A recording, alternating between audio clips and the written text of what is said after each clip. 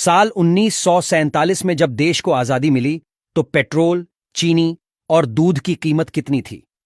आज पेट्रोल की कीमत 100 रुपए प्रति लीटर पहुंच चुकी है। 1 लीटर दूध के लिए 60 रुपए से अधिक चुकाने पड़ते हैं।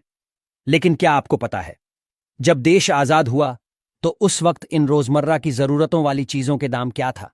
चलिए जानते हैं।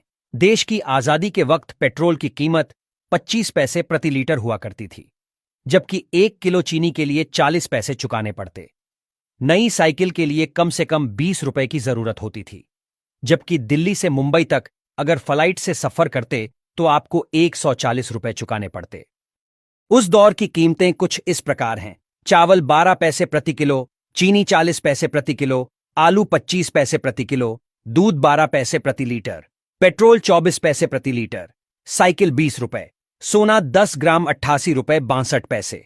दिल्ली से मुंबई ट्रेन फर्स्ट क्लास किराया 123 रुपए था। एक अखबार की कीमत 13 पैसे और सिनेमा टिकट 30 पैसे की हुआ करती।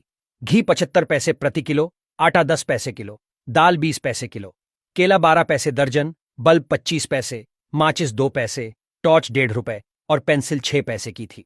डॉलर की बात करें तो डॉलर की कीमत 1925 तक भारतीय रुपए से कम थी।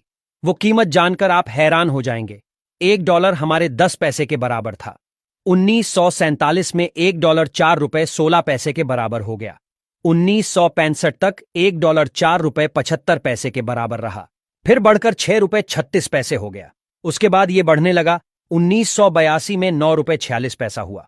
उसके बाद अब ये कहां है जगजाहिर। लगातार डॉलर के मुकाबले रुपए की कीमत कम होती जा रही है।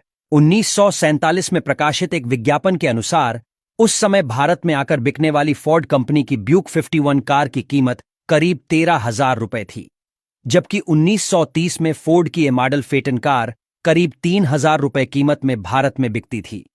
वहीं क्या आप जानते हैं भारत में पहली बार रुपया कब अस्तित्व में आया? रुपए के शुरुआत की बात 6ठी शताब्दी ईसा पूर्व में बताई जाती है, यानी 2600 साल पहले रुपए की शुरुआत हुई थी। रुपया संस्कृत से आया है। रूपा का अर्थ होता है आकार, रुपया का अर्थ है चांदी यानी चांदी जैसा, जबकि रुपयकम का अर्थ चांदी के सिक्के से है। हालांकि 16वीं सदी में शेरशाह सूरी ने अपने शासनकाल में चांदी के सिक्के को नए तरीके से पेश किया, जिसका वजन 178 कण था। रुपए के नाम से बाजार में उतारा गया। मुगल काल और फिर ब्रिटिश हुकूमत में इसका प्रयोग होता रहा। फिर 1861 में 10 रुपए के नोट ने पहली बार बाजार में दस्तक दी। 1864 में 20 रुपए का नोट आ गया। 1872 में 5 रुपए का नोट जारी किया गया। इसके बाद साल 1900 में 100 रुपए का और 1905 में 50 रुपए का नोट बाजार में जारी किया गया।